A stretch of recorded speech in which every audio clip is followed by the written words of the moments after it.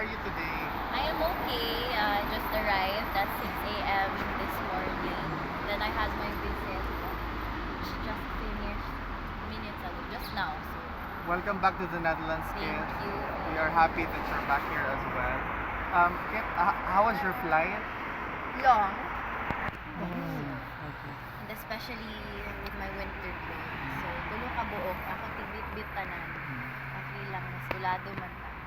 Kit, what was your reaction seeing your father after such a long time? Actually I'm not gonna lie. You've probably never seen me cry in public. Pero dito, nihilak yun ko. Because I haven't seen him for I think 2 months since October.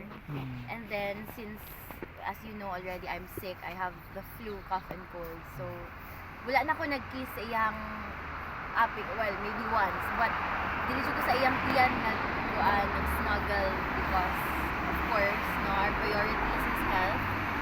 And dili na tayo gusto nga mahawa siya.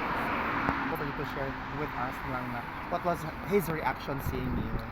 Kuan, surprise siya, of course. When I go there, good, pag makita na ko siya, syagit yun ko, Papa Rudy, ano. So I shouted, and then, dako yung mata, he looked very surprised, but also happy. And then, he told me I look beautiful, but we can't talk much in the corridor, so we had to talk inside the designated area there. So we talked there, and then, sa yung reaction. He was looking me up and down, observe mo sa yung bagos ako. At first, he noticed this ring that I wear. On niya ang college ring. It's his favorite ring ever. He is a lawyer, so this is his favorite ring.